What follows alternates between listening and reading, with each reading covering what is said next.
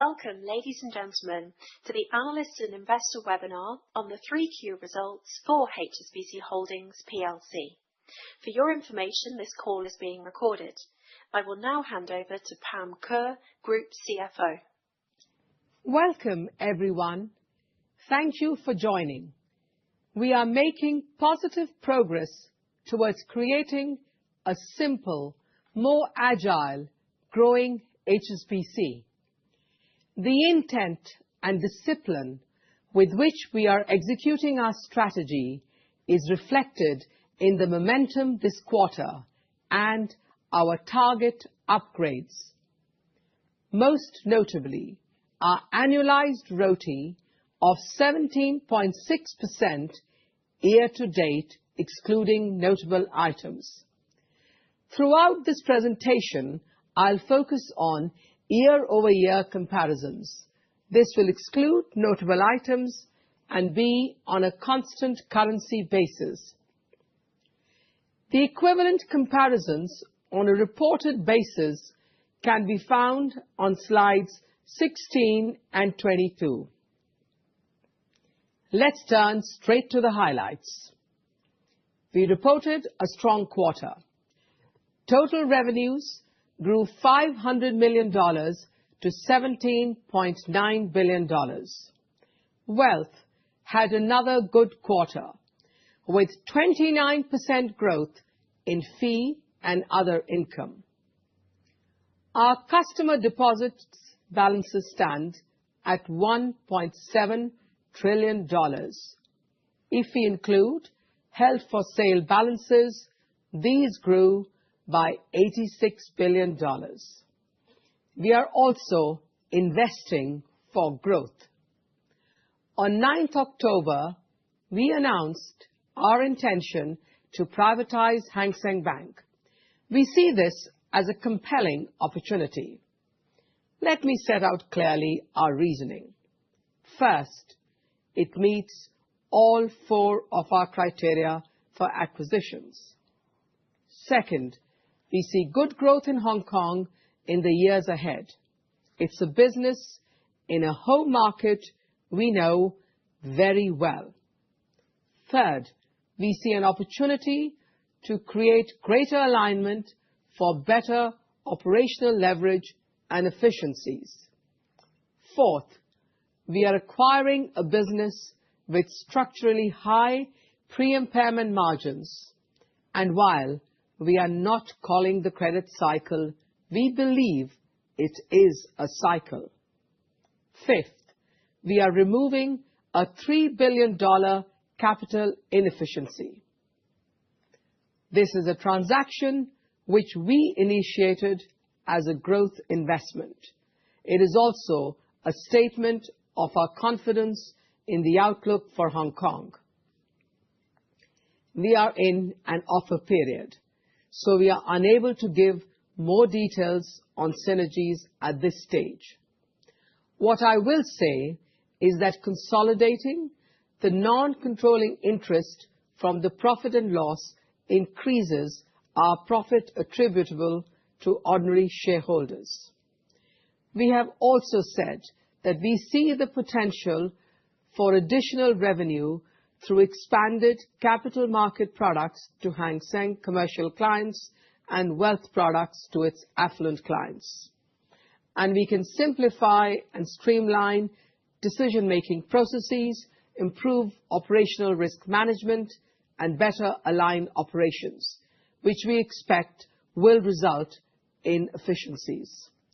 We are confident the integration will not distract us from organic growth, and it's more value generative than a share buyback.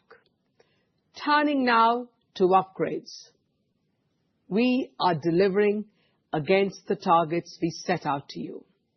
We are now upgrading two items: our 2025 banking NII to $43 billion or better, our 2025 ROTE, excluding notable items, to be mid-teens or better.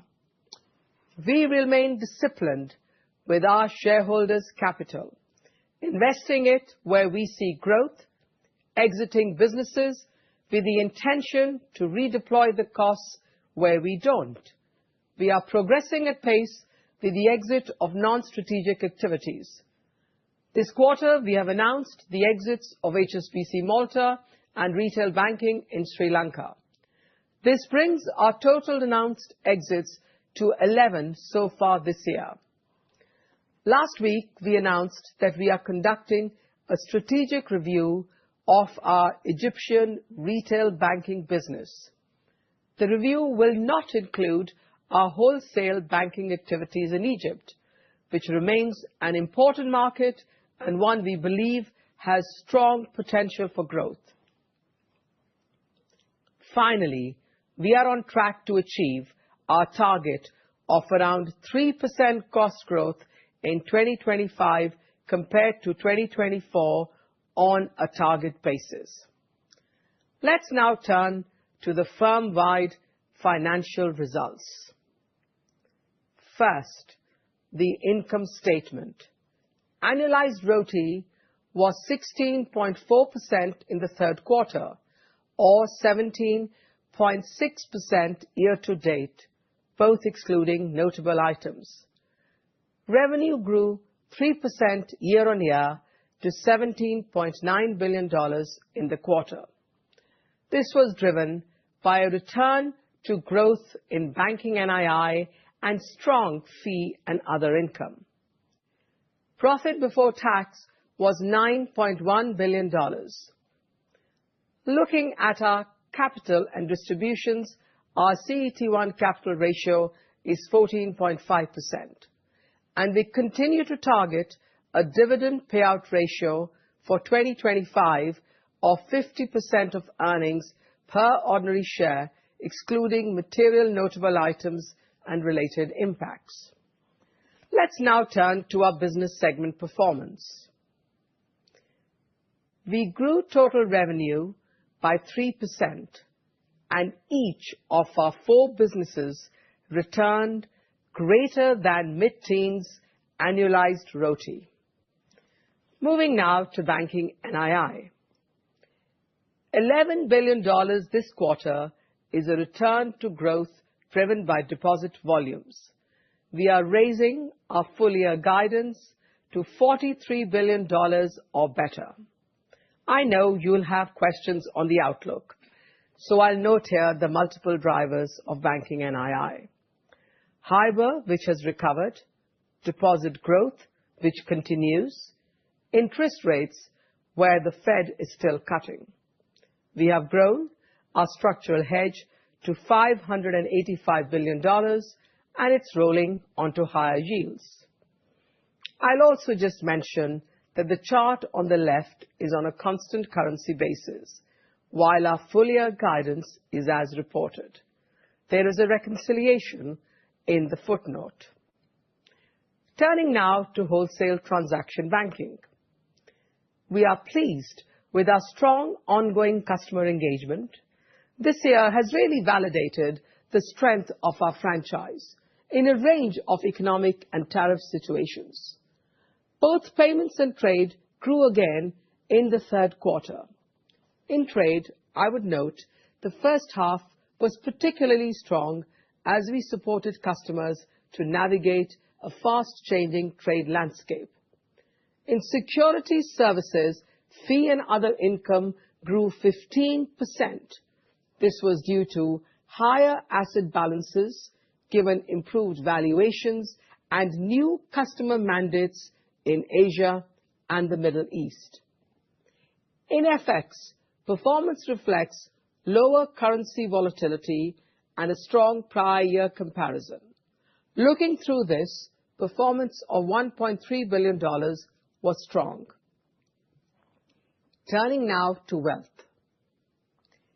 We delivered 29% fee and other income growth to $2.7 billion. This shows our strategy is working. Net new invested assets were $29 billion, with more than half coming from Asia at $15 billion.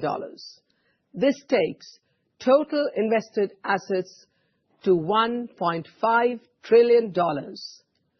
Wealth was driven by all four income lines. Our insurance CSM balance is up by $2.5 billion year to date. This is driven by strong new business.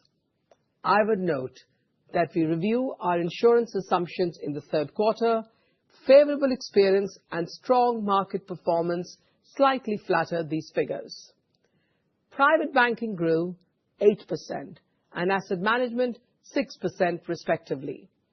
Investment distribution also performed very well, up 39%, reflecting strength in our customer franchise in Hong Kong. And wealth is not just a Hong Kong story. It runs across our Asian franchise with double-digit fee and other income growth in Singapore, mainland China, and other markets. We are providing you with a little extra color this quarter on our Hong Kong flows on the next slide. We are pleased to have added 318,000 new-to-bank customers this quarter. This brings us to more than 900,000 year to date. What this slide shows over a slightly longer period is that non-resident customers have been a significant driver of customer activity and balances. These new-to-bank customers have contributed up to a third of flows across deposits, investments, and insurance. We see new non-resident customers as a significant and long-dated opportunity for the bank. Now let's turn to credit. ECL of $1 billion is flat year over year and down modestly on the second quarter. We retain our full ECL guidance of around 40 basis points. Our ECL charge this quarter includes $0.2 billion Hong Kong commercial real estate. On slide 19, you will see we have updated the Hong Kong commercial real estate slide we showed you at the half year. Other charges include $150 million from a Middle East-based customer, $0.3 billion in the UK, $0.2 billion in Mexico, and a $0.1 billion release due to improved economic assumptions. Now let's turn to costs. We remain on track to achieve our target of around 3% cost growth in 2025 compared to 2024 on a target basis. Year to date, we have taken actions to realize $1 billion of annualized simplification savings with no meaningful impact on revenues. We continue to expect $0.4 billion simplification savings to be realized in the full year 2025 P&L. It's worth noting that there is some slight seasonality to costs in the fourth quarter, which also includes the UK bank levy. This quarter, we have $1.4 billion of legal provisions on historical matters which don't impact our ongoing business. They consist of $1.1 billion, as you will have seen in yesterday's announcement relating to Madoff litigation, which is a material notable item and therefore does not impact any dividend, and $0.3 billion related to historical trading activities in Europe, which is a notable item. I would also just draw your attention to appendix slides 16 and 17, where we detail recent and potential future notable items. This leads us to our exit of non-strategic activities, which we will discuss on the next slide. We are progressing at pace with our exit of non-strategic activities. This slide sets out that progress. The red boxes show the exits announced in each quarter, the grey those in prior quarters. Given the phasing of the sale processes, only Grupo Galicia is currently complete, with others to follow. In the third quarter, we have announced Malta and retail banking in Sri Lanka. Last week, we announced that we are conducting a strategic review of our Egyptian retail banking business. As I said earlier, the review will not include our wholesale banking activities in Egypt, which remains an important market. As a reminder, costs released from the exits of our non-strategic activities will be invested in our priority growth areas at accretive returns. Now, let's turn to customer deposits and loans. Including held-for-sale balances, we've had another strong quarter, with $86 billion of growth in deposits in the last 12 months. By business, there is some volatility this quarter. Silver bond subscriptions in Hong Kong moved deposits from Hong Kong business to CIB for a few days over quarter end, benefiting CIB balances. CIB also benefited from some large client deposits, which may be short-dated. Overall, we see good momentum in our customer deposit franchise. In the UK, lending was the standout. We saw continued growth in mortgages and our commercial lending book, infrastructure being a key area of focus.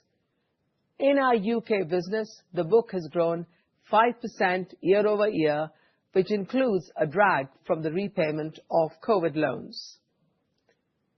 We see low levels of household and corporate debt in the UK, which we expect to provide a platform for the continued growth of our franchise. In Hong Kong, we saw customer repayments and corporate deleveraging, notably in the commercial real estate space. Credit demand remains muted. Now turning to capital. Our CET1 is 14.5%, reflecting strong organic capital generation during the quarter. We said with the announcement of the Hang Seng offer that we do not expect buybacks for the next 3 quarters. That is, of course, dependent on underlying capital generation. With strong profitability and currently modest loan growth, we are highly capital generative. Finally, let's turn to targets and guidance. In summary, the intent with which we are executing our strategy is reflected in the growth and momentum in our performance this quarter. It again shows discipline, performance, and delivery. Discipline in the way we are applying strong cost control. We are on target to achieve our target of around 3% cost growth in 2025 compared to 2024 on a target basis. Our simplification saves are ahead of our previous expectation. We have announced 11 exits so far this year. We will continue to progress at pace and invest costs released from exits into priority growth areas. Performance in our earnings. Each of our 4 businesses is making mid-teens ROTE or better, excluding notable items. Delivery. Our third quarter results show that we are creating a simple, more agile, growing HSBC. Revenues grew, and excluding notable items, our year-to-date 17.6% ROTE demonstrates that we are delivering against the targets we set out to you. That is why we expect 2025 ROTE, excluding notable items, to be mid-teens or better. With that, I'm happy to take your questions. Thank you, Pam. If you would like to ask a question today, please use the raise hand function in Zoom. If you're invited to ask a question, please accept the prompt to unmute your line. If you find your question has been answered, you may remove yourself from the queue by lowering your hand in Zoom. Our first question today comes from Aman Rakkar at Barclays. Please accept the prompt to unmute your line.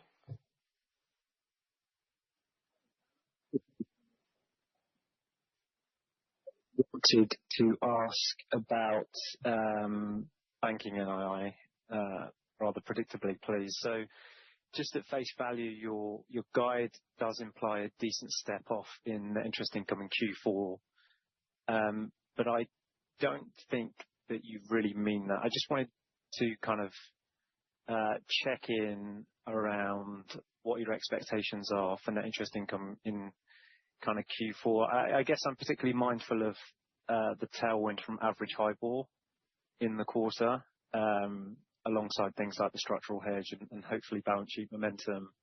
My best guess is that Q4 NII is actually up Q on Q, but any color you can give us there in terms of what you mean and what the drivers are would be very helpful. And then the second question is around deposits.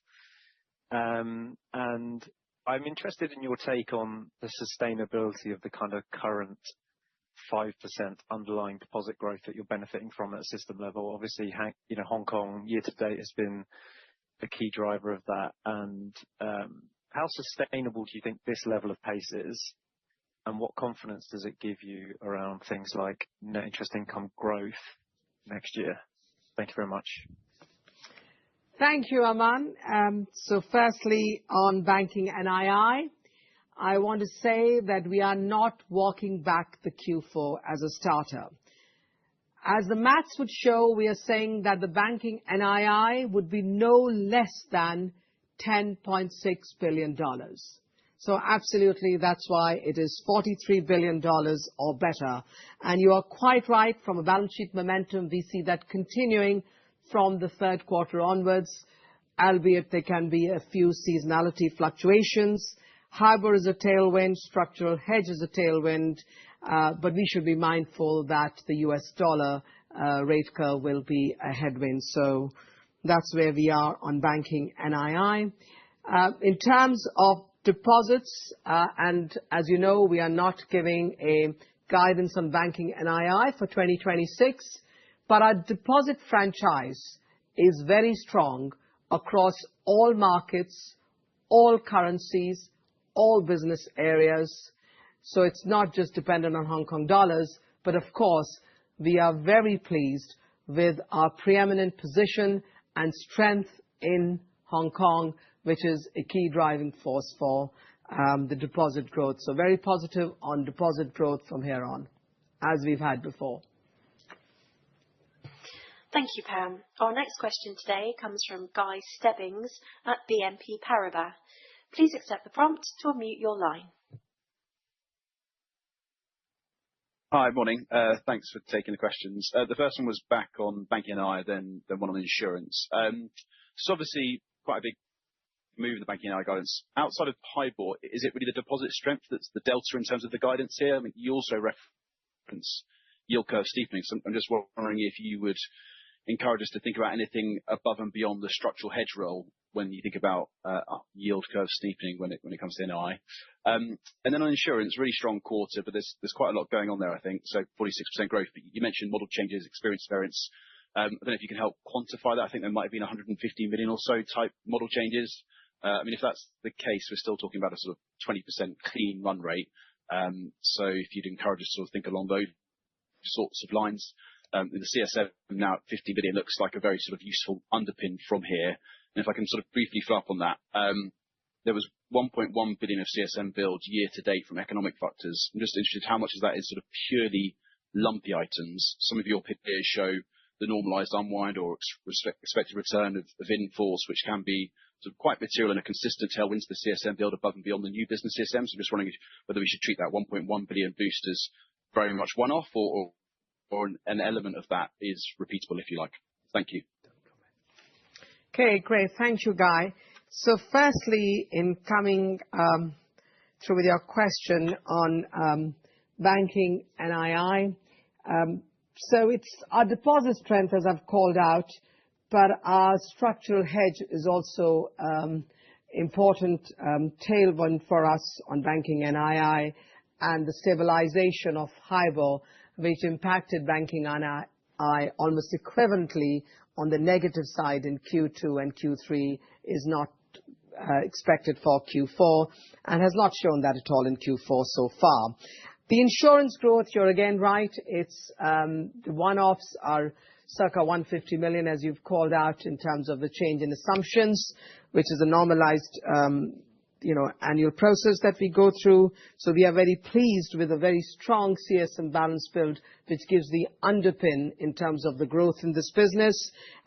In terms of any one-offs or lumpy items, nothing material to note, but I'll ask our IR team to follow up with you. You can see some of the work on the CSM balances on slide 21. Thank you, Pam. Our next question today comes from Catherine Lay at JP Morgan. Please accept the prompt to unmute your line. Okay, thanks for giving me this question. I also have a follow-up on NII, and then I would like to ask about Hong Kong CRE. On the NII line, I noticed that in Hong Kong, the composite deposit rate actually came down pretty significantly in 3Q. I think this is because that there's migration from time deposit to demand deposits, and also that banks generally lower the time deposit rates. So into 4Q, because of the rebound in HIBOR, do we expect some of the reversal of that decline in composite deposit cost? Will that lead to some sort of risk to the banking NII? This is number one question. And then have we seen any further migrations, or what's the trends of deposits in CASA deposits? And then the next questions will be in Hong Kong CRE. We noticed that the stage 3 loan ratio increased from 16% to 20%. But however, if we look at the impairment charges on Hong Kong CRE, this quarter is actually lower than that of last quarter. So I would like to have some color from management, say, for example, what is the latest trend in terms of the asset quality, and what is our thought behind that while the stage 3 loan ratio continue to increase, but then we slow down the pace in making provision against Hong Kong CRE risk. Thank you. Thank you, Catherine. So in terms of HIBOR, it continues to be a tailwind. From a deposit perspective, we see the trends from sort of prior quarters continuing to Q4, so nothing much to call out there. Specifically, yes, there has been some small rise in time deposits, but that is all factored in terms of our banking NII guidance.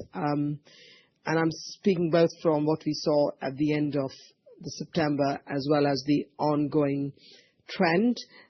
The banking NII, as I've said earlier, in addition to HIBOR, the structural hedge also continues to be a tailwind for us. And that is the reason why we have obviously upgraded our banking NII guidance. And we are very conservative in HSBC. It takes a lot for us to upgrade the guidance and also to add the word or better. So take from that what you will. In terms of Hong Kong commercial real estate, I would like to take a little bit of time to share with you our reflections in the Hong Kong commercial real estate. So firstly, in terms of residential properties, the trend has stabilized and is getting stronger. The Resi Property Index has grown 2% year to date. September transaction volumes were up 79% year on year, and the valuations as well as rentals have held well. We have also seen some supportive developments in the retail sector. Hong Kong retail sales have grown since May and are up 4% year on year in August. It is also underpinned by increase in year-to-date tourist arrivals of 12% year on year. Now, if I look at the office sector, of course, the office sector continues to be challenging and under pressure, and we expect that to continue through most of next year as well. However, there has been a slight uptick for take-up for Grade A office space. So this is in the best locations with the best specs and that is an improvement which we see quarter on quarter. As you know, our portfolio is well collateralized. This quarter, of course, there was some slippage, which is expected as part of our review even at media, as things move through from, some good to satisfactory, substandard to impaired. But there were names which you're aware of, no big surprises, and hence the ECL pickup was relatively modest. Thank you, Pam. Our next question today comes from Ben Toms at RBC. Please accept the prompt to unmute your line. Questions. In relation to the 1.1 billion provision in relation to Madoff litigation, the provision is for one of 5 ongoing cases with a cumulative total contingent liability of, I think, greater than 5 billion. Can you just provide some comfort that the case that was decided last week does not set any legal precedent for the other 4 cases, especially the 3 cases that are in the Luxembourg courts where there's a more material exposure? And can you confirm that the litigation charge does not change your aspiration to resume the buyback at half-1 26? And then secondly, on slide 10, which is a really nice slide, you've made 11 disposals year to date. It can be quite difficult sometimes to track the transactions coming out of the P&L. Is it possible to give us some idea of the annualized cumulative PBT lost as a result of these sales? Although the transactions may be ROTE positive together, it'd be good to get a sense of the PBT headwind going into next year. Thank you.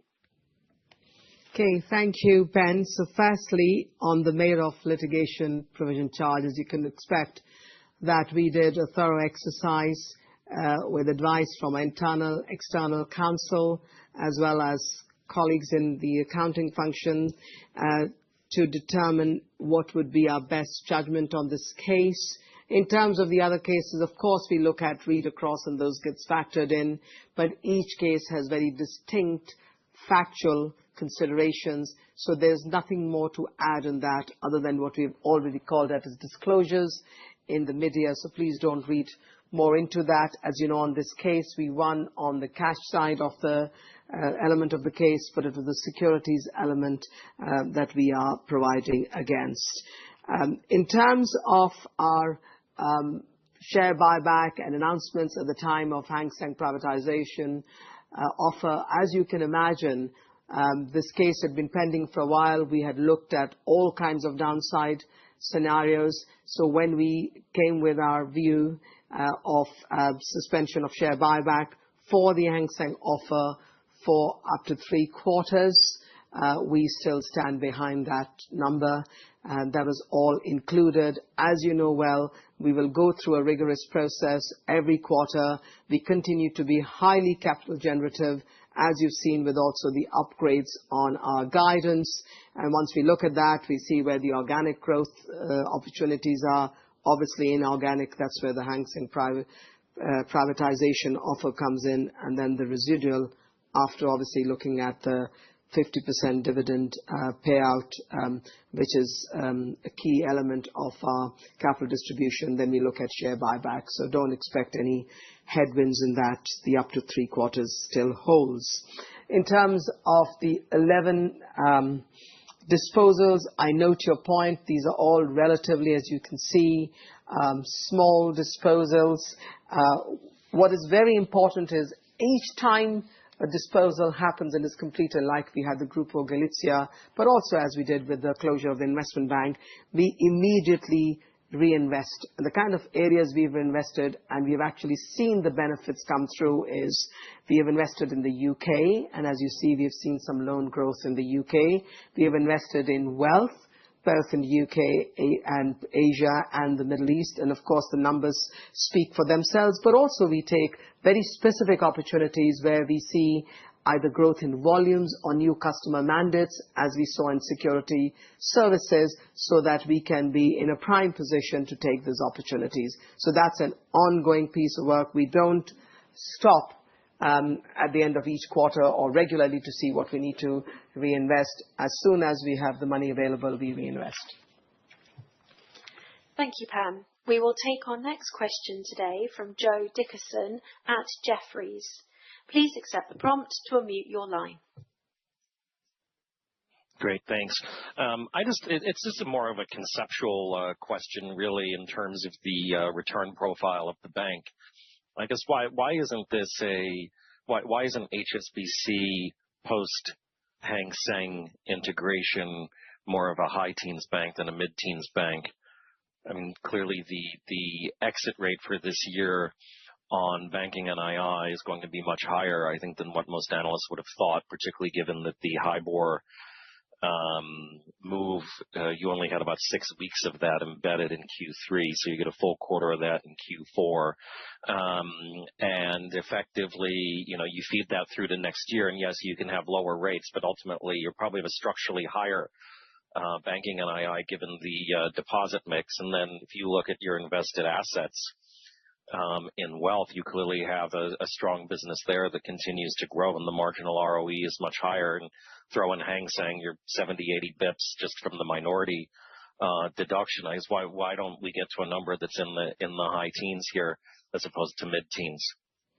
Thank you, Joe. It's a really good question. As you can imagine, we in the bank obviously reflect on this very closely as well. And you'd see that we have upgraded, obviously, our guidance for this year. But let me just remind you, when we came up with our target of mid-teens ROTE for the medium term, 25, 26, 27, that's a target. There's nothing that says that you will stop working once you achieve the target. You continue to work to both achieve the target as well as to improve on the target. In terms of the target itself, we are not making any change.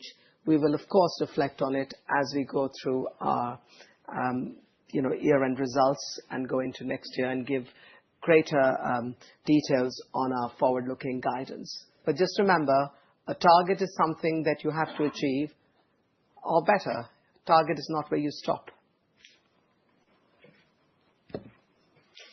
Thank you, Pam. Our next question today comes from Kendra Yan at CICC. Please accept the prompt to unmute your line. Thanks for taking my questions. My first question is regarding to the wealth management revenue. We observed a very strong, very rapid growth rate in the third quarter. Could you elaborate on the key drivers behind this performance and its sustainability? And my second question is about the credit risk. In recent weeks, we've seen some risk involving the U.S. market, like the small and medium-sized banks in the U.S., they have some risk. And also the JP Morgan, they cautious the market about the credit risk during its earnings call. Although HSBC's primary client base is not in this segment, but I'd like to ask whether HSBC has any exposure or concern in loans to non-bank financial institutions, or say those private credit corporate sector. Thanks. Thank you, Kendra. Two really good questions. So firstly, in terms of wealth, we are very comfortable with our medium-term guidance of a double-digit growth in fees, though obviously quarter on quarter it can vary. So what has been really strong this year has been investment distribution, notably in Hong Kong, and strong equity volumes. As I said earlier, our insurance business has continued to grow, and that momentum is helped both in terms of existing client base, but also the new clients we are onboarding in Hong Kong in particular.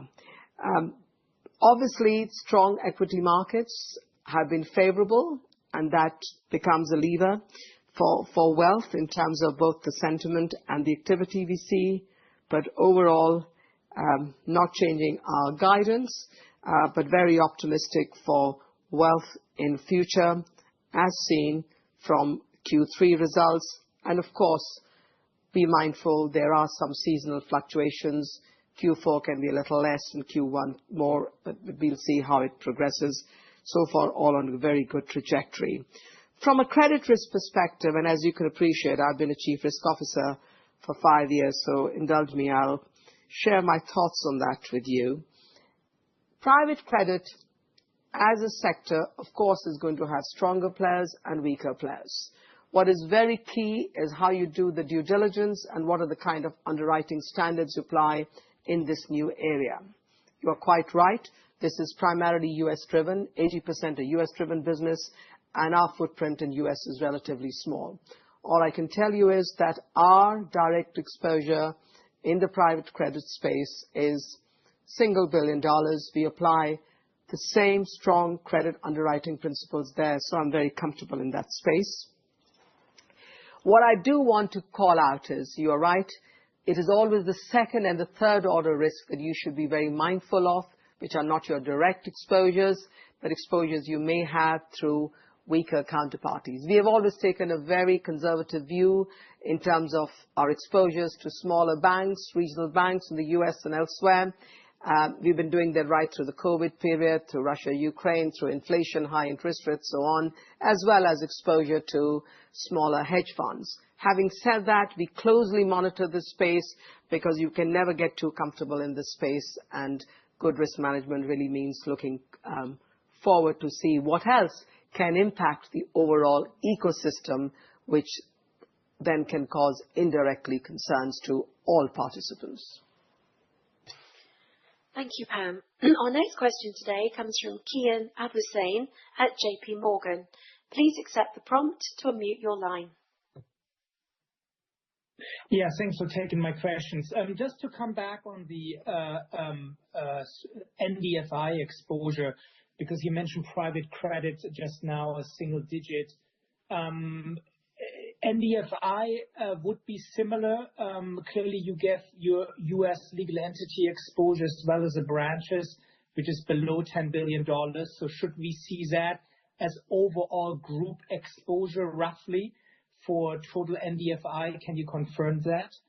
And then secondly, on tariff scenarios, you gave an impact scenario or sensitivity scenario of low single digit on group revenues before. Clearly, things have changed, but also that was on a very specific part of your business. So I'm just trying to understand how you're thinking about impact scenario going forward in the current situation and expectation of a trade deal. And secondly, also what the impact has been so far. So let me come through the NBF exposures. As you can appreciate, NBF is a very broad industry.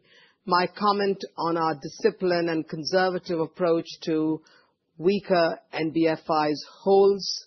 So from an exposure perspective, both in terms of quantum that I've called out and beyond, I am very comfortable in terms of our approach to date as well as going forward. For the tariffs exposure and the impact, as you've seen, the trade segment has continued to perform well. We have the advantage that as much as there is an impact on US dollar related corridors, there are other corridors which are growing, which we have a strong presence in, whether it's India, UK, Middle East, Asia, intra-Asia. So that's been quite good for us. So overall, our guidance that we've given on the direct impact of tariffs has not changed. And of course, we look at that as part of our downside risk scenarios, even for the ECLs. From an overall, a view on the macro environment with all the trade deals being done, I'll just give one reflection that our probabilities that we give to our upside, downside, and base case scenarios have now normalized, and that's resulted in some modest releases of ECLs because we think the situation is improving compared to where they were more weighted towards the downside scenarios in the previous quarters. Thank you, Pam. As a reminder, if you would like to ask a question, please use the raise hand function in Zoom. We will take our next question today from Amit Goel at Mediobanca. Please accept the prompt to unmute your line. Hi, thank you. So 2 questions from me. The first, just on the U.K. business, it looked like there was a bit more investment, and there was also a little bit of a tick up in the impairment rate versus prior quarters. So just wanted to check what kind of investments you're making there, for what kind of opportunity, and then on the impairment, what's driving that. And then the second one is just a follow-up on the Madoff litigation. I was just kind of curious, what is really the range of outcomes? I know obviously it says that it could be materially different to the provision. There are a lot of kind of numbers in the release, so just curious how you see that range. And I was also kind of curious why a provision wasn't taken in December 24 when you had the original ruling that went against. Thank you. Okay, thank you, Amit. So first, on the UK business, we have continued to invest for wealth, both in terms of hiring of RMs to grow our premier customer numbers and to sell more wealth products for the customers who we already have very strong deposit base with. We are also investing as we've opened a new wealth center in the UK in this space. And then business banking has been important for us for investing in terms of customer service, customer journeys, and that's primarily a liability-driven business. Having said that, we are very pleased that our corporate lending book in the UK has shown sustainable growth in the sectors that we have lent into, so more into the new economy sectors, into infrastructure, into social housing, into innovation, and so on. So that has been really positive for us. From an impairment perspective, just to give you context, a 300 million charge in a quarter for the UK is not abnormal. In prior quarters where we had a release, the charge can fluctuate between 200 to 300 million. In terms of the specifics, there were a few single name defaults, but they were all of very small amounts, so nothing notable and no specific concentration in any sector. So I feel quite comfortable in that space. From a Madoff perspective, just to be clear, we had an appeal as of December, and the outcome of the appeal was only known to us on Friday, the 24th of October, and therefore we gave our RNS an announcement on the provision yesterday. So the provision we have given is our best judgment of likely outcomes. It's not a midpoint, it's not a broad range, as people may think, but it's just our best judgment based upon advice from our both internal and external legal counsel. Thank you. Thanks. Thank you, Pam. Our next question comes from Kang Peng Ma at China Securities. Please accept the prompt to unmute your line. Thanks, Pam. It's Chen Li from China Securities. And I also have the questions about the wealth management. Because of the further interest rate cut, so will the non-resident new customers in Hong Kong will slow down or keep stable? Also, how will the migration of retail deposits into wealth management products impact our wealth management revenue? Thank you. Thank you. So on wealth management, the growth of wealth management that we've seen comes both from new customers, but primarily from our existing customer base in Hong Kong. We do not believe that at a normalized HIBOR rate, which we've had seen for quite a long period of time, despite the fluctuations we've had earlier this year, that should have an impact on both the appetite of our customers for wealth management products, their desire to diversify, and our matched product offering, which is in a prime position to meet their needs. So I don't think there's anything more to call. Obviously, a positive stock market is a good optimism factor and encourages customers to invest even more. But the baseline growth that we are seeing quarter on quarter is very much expected to continue. Thank you, Pam. Our next question today comes from Alistair Waugh at Autonomous. Please accept the prompt to unmute your line. Morning, Pam.